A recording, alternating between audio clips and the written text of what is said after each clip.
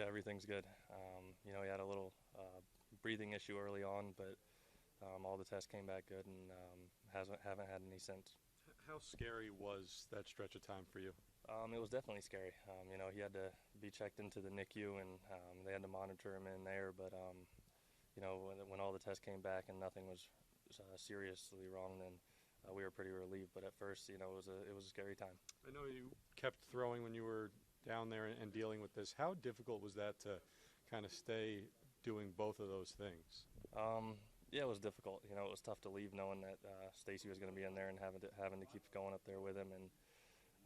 But I knew I had to go get some work done, and I think it was actually at times a little bit to get my mind off of things, and get away for a little bit. And I think that helped me out because it's not fun being in the hospital for a week.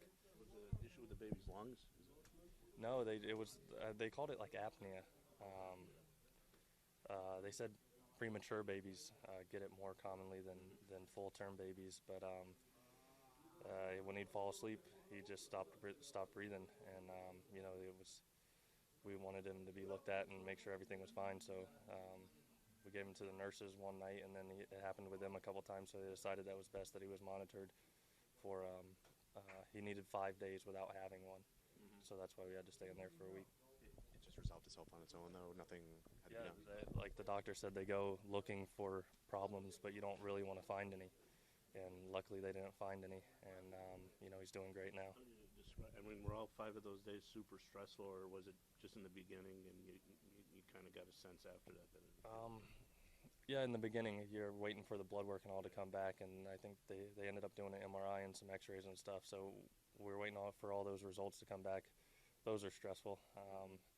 And then he's in there hooked up to these monitors, so you find yourself constantly watching these monitors, and you're just hoping they don't go back down. So, but the first couple days were definitely more stressful than the last few. Once we noticed that it had kind of stopped, and like the doctor said, he's healthy. You just got to figure this out. So basically, he was sleeping, but he was in kind of like I don't know what they call it, but like the cradle and wherever the other babies are, where he's with you and it happened.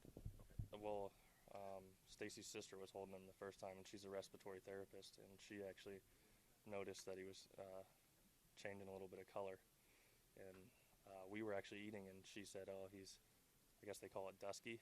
He's getting a little dusky." So that's whenever she knew what to do. So she woke him up, and then we called the nurses in, and they looked at him, checked all his vitals, and they were fine. And then later that evening, he did it again when I was holding him. So that's when we said, "Hey, can you guys watch him for the night?" And he did it twice with them, and then that's when they decided to send him up to get monitored.